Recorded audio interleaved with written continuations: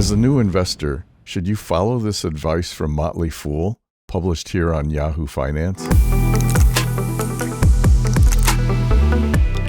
This recent article published on Yahoo Finance and written by the Motley Fool suggests as a beginning investor, you should put all your money in the Vanguard ETF VOO, which aims to match the performance of the S&P 500 with dividend reinvestments. This index is shown on the graph right here, as you can see. What you're looking at here is compound annual rate of return on the vertical axis, higher is better. And on the horizontal axis, you're looking at the maximum loss you would have incurred over this 15-year time frame. Now, this would have happened typically in the 2008 to 2009 time frame, certainly for the S&P 500. And if we take a look at how the Vanguard ETF VOO performed relative to the S&P Total Return Index, you can see that the bubble is right on top of it. It couldn't be better. And look, I'm not surprised. Vanguard funds are some of the best and at the lowest cost that you'll find. But is VOO the best place to put all your money as a new investor? My biggest issue with this advice is that it ignores how you might react when your portfolio loses 55% of its value, as VOO did back here in 2008 to 2009. You can see that here. It lost 55.2% of its value. So ask yourself, how would you have felt watching your $10,000 in hard-earned savings turn into $4,500? In other words, a loss of $5,500. Or let's say you had $100,000 invested this way and you watched it turn into $45,000. So $55,000 evaporated. Would you have gotten scared and sold everything, which is, by the way, the absolute wrong thing to do? A much better approach is to put a good chunk of your investment into a long-duration U.S. government ETF like VGLT, as I've shown here. Over the long term of 10 years or more, your portfolio is likely to provide an average annual return similar to the S&P 500, but with much less heartache, as you can see here. You can see this total portfolio has almost the same return as the pure Vanguard 500 index fund, but it has about a little bit less than half the loss. So your loss characteristics are much better, but your return is almost the same. So this is a much easier portfolio to live with. And look, the other advantage here is by having a good chunk of your portfolio in government treasuries, which are much safer, you have limited downside and unlimited upside. So if equities go to zero, the worst you do here is lose 50%. And I think it's likely that if the equities go to zero, this is going to go up a lot and cover some of the loss of losing half your portfolio. So this is a much safer way to invest for the long haul. For more information on how to allocate your portfolio using ETFs or mutual funds, watch my video titled The Ideal Portfolio Using ETFs or Mutual Funds, link in the pinned comments below. With that as a preface, let's take a look at how the equity, bond, gold, and crypto markets are looking right now. In my video last week, I said, now what's happening is the market's moving higher, the bottom confirmation signal is moving higher, and the risk confidence is shooting higher and is above zero. So if I look at this alone, just this tells me we're going higher, at least in the early part of next week. Let's see how that plays out. And you can see that sort of happened here. All of the indices except ARK, and ARK's really not an index, but it's a much higher risk, innovative basket of stocks. But you can see all of these indices, small cap, S&P 500, Dow, and NASDAQ, all finished higher for the week. Now, they didn't finish up big, but they did. I got it directionally correct. Let's put it that way. And so if we take a look at the performance last week, you can see that we had somewhat of a healthy appetite for risk here, although the NASDAQ finished at the bottom and ARK finished with a fairly good loss for the week. So it looks a little bit tentative here. And if we look back over the past month, you can see that ARK and small caps have really gotten hammered here. And I think the reason for this is that interest rates, yields at the long end of the treasuries have gone up. meaning the bonds have gone down. So if yields are going up, then these stocks look much less attractive to value investors. Why? Because value investors put the risk-free rate in the denominator of their value equation. So if the yield goes up, the value of these stocks goes down, and these, quote, investors sell those stocks. Not a good move, if you ask me. But you can see that if we ignore the smallest cap stocks here, that the NASDAQ finished first, S&P second, and Dow third. This looks very healthy except for smaller caps and higher risk stocks. And if we look back over the last year, again, it's been a very, very good past year. But you can see that ARK Invest has really kind of imploded here, but the NASDAQ is leading the way higher. I'm afraid to say how I feel. And let's take a look at the bottom dynamics for this week. Now, remember last week, this was rising. The price was rising, the index was going up, and the risk confidence level was shooting higher, and I said it was likely that the markets were going to go higher. Well, you can see that's what happened here. So where are we now? Well, where are we now? The bottom forming indicator is moving higher. You can see that the S&P 500 declined a little bit on Friday, and the risk confidence is falling here. So my prediction for next week, we're going higher. And how does that show up in risk versus opportunity? Well, this is starting to look pretty good. The risk level, this red line, now that's a very much of a lagging indicator, but you can see now it's down here below 10 and heading lower. Risk acceleration, which tends to react more quickly, you can see overall has been declining, even though it's pointing up a little bit here at the end. And opportunity level, which is also a lagging indicator, you can see has been moving higher. So this looks very promising going into next week.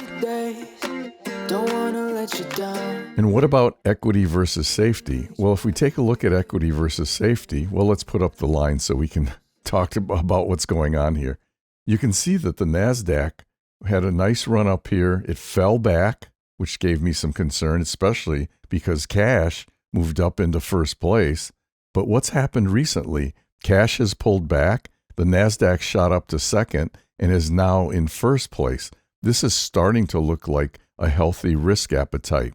But where is it faltering? Well, look at small caps, as we said. Small caps were in first place, and then long treasuries really started to get hammered because the yields were moving higher, and small caps responded accordingly. They're down here in 10th place, right at the bottom. So we have a somewhat healthy risk appetite for equities, but not for smaller equities. And you can see what happened with the yields. You can see that we had a very healthy treasury market back here and even here. And then the week from January 5th to January 12th, the yields just shot up and these longer duration treasuries really fell in the rankings. And now we have an unhealthy risk appetite for long duration treasuries. Now, my hope is that as the Fed starts to lower rates, that these bonds will move up, and this inverted situation here. Now, this is not an inverted yield curve, but you have longest duration treasuries ranked lower than cash and shorter duration treasuries. That's not a healthy situation for the treasury market. And how does all of this show up in the buying and selling pressure for equities? Well, if we take a look at equities, interesting picture here. You can see that the buying pressure, this solid gray line, has been moving up since back here for the Dow, and the price has been moving higher.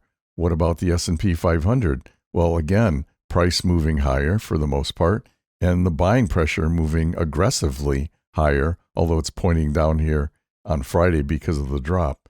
Now, what's interesting is the NASDAQ 100, you can see that the buying pressure has been moving up, but even though the index fell a little bit on Friday, the buying pressure is shooting higher. So investors are buying this on the dip. And what about ARK Invest? Well, you can see it's really gotten hammered here, but you can see recently that the buying pressure started increasing and in fact is moving higher. So this looks really encouraging going into next week. And what about small caps? Well, you can see what's been happening here. They pulled back. There was sort of a rally attempt here and a little bit of a pullback at the later part of this week. but they really didn't do too bad. But the buying pressure has been increasing since way back here. So hopefully this trend will continue. But I think these are really going to play into the whole yield story at the longer end. So once bonds start doing better, then you'll start to see these small caps and ARK Invest do better. And how does all of this show up in the sector rankings? Well, remember that these sector rankings take kind of a longer view. They're slow to respond. And if we look at last week up here in this top table, you can see cash was way down here at the bottom. Consumer staples were down here. Consumer discretionary up here. And if you look at this looks like a healthy treasury appetite, right? You've got the shortest duration treasuries here, a little bit longer here, and longest up here. And we have Bitcoin and ARK Innovation up here at the very top, semiconductors here, technology here. So this looks like a very healthy risk appetite overall. Well, let's fast forward to this week. You can see that 20-year treasuries have pulled back, but unlike equity versus safety, they're still above intermediate and somewhat intermediate duration treasuries here. Now, consumer discretionary has pulled back a bit, but cash is still down here at the bottom.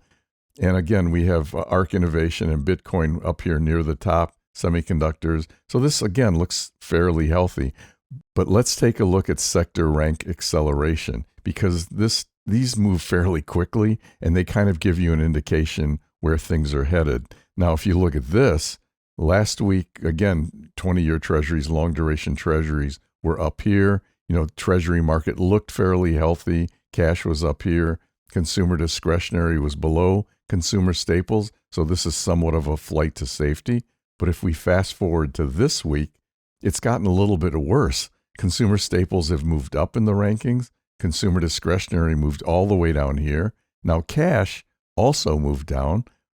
And treasuries, as you can see here, are totally what I would call, I hate to use the word inverted, but this is not a healthy appetite for risk. You have the shortest duration treasuries ranked up here, the sort of middle ones here, and the longest duration ones right down here at the bottom. So unhealthy risk appetite for treasuries, and ARK Innovation is down here at the bottom as well. Now, the NASDAQ 100 was down here last week, and it's moved all the way up here. So this is very encouraging moving forward.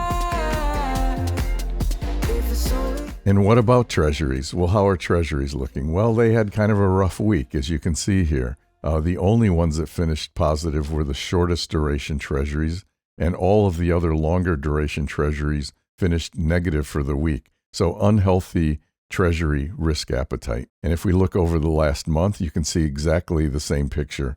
The shortest duration ones finished slightly up, and as you go out in duration, the longer duration ones finished down almost 10%, which is a pretty big loss. And again, this distaste for treasuries because yields are going up in the long treasuries is affecting the smaller cap equities like IWM and ARK Invest. And if we look back over the past year, you can see that treasuries absolutely got hammered.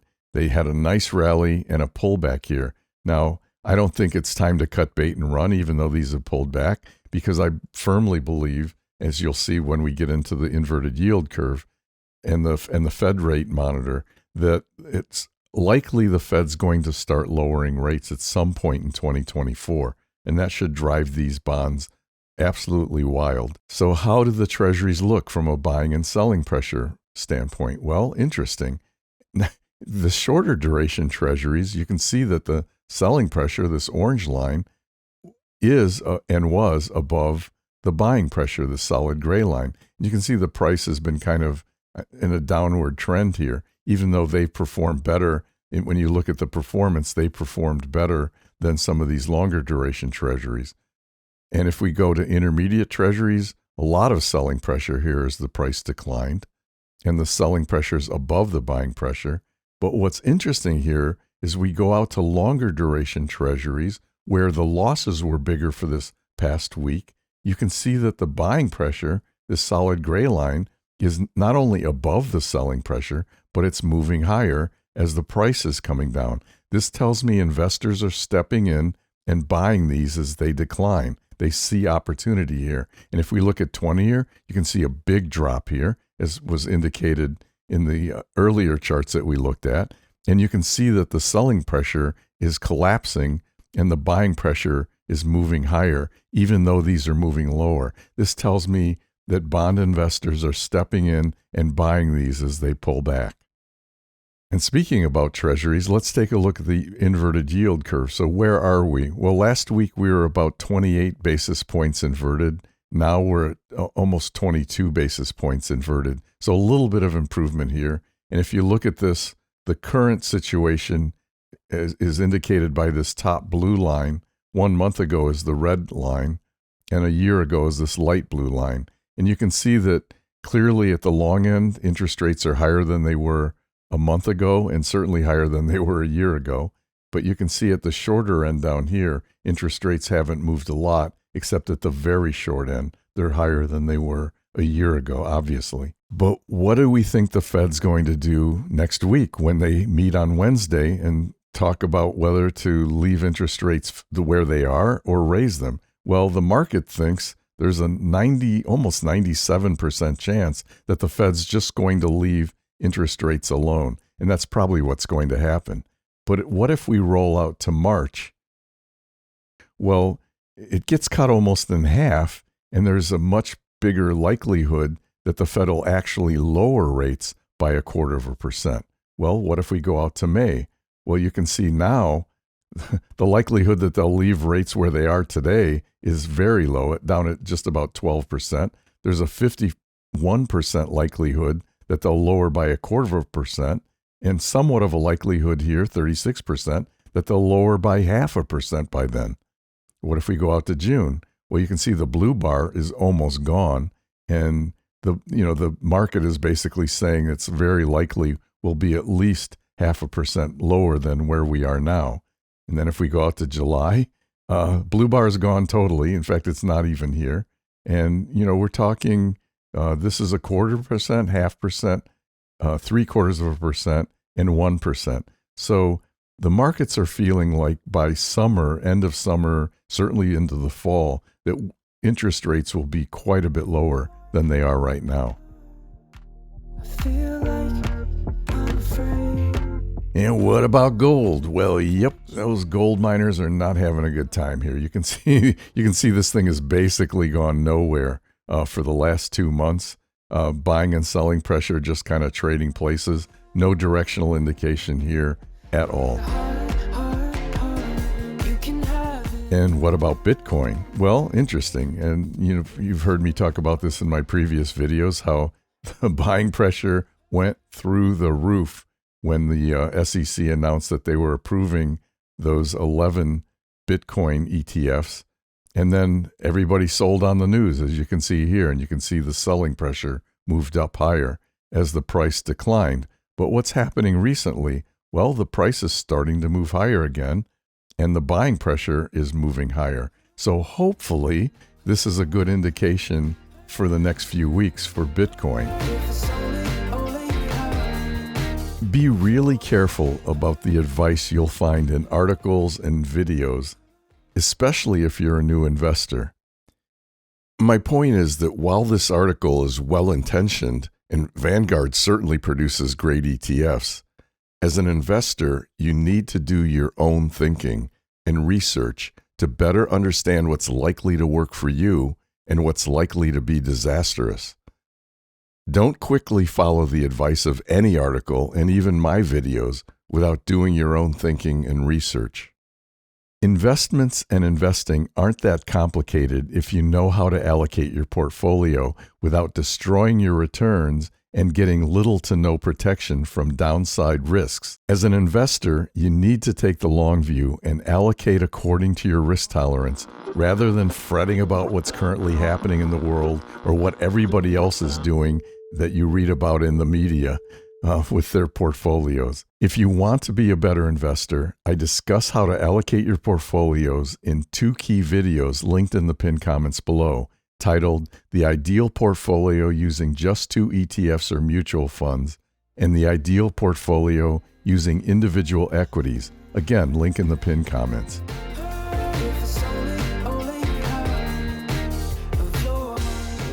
Until next week, I'm Calvin Rose, and thank you for watching Invest Smarter.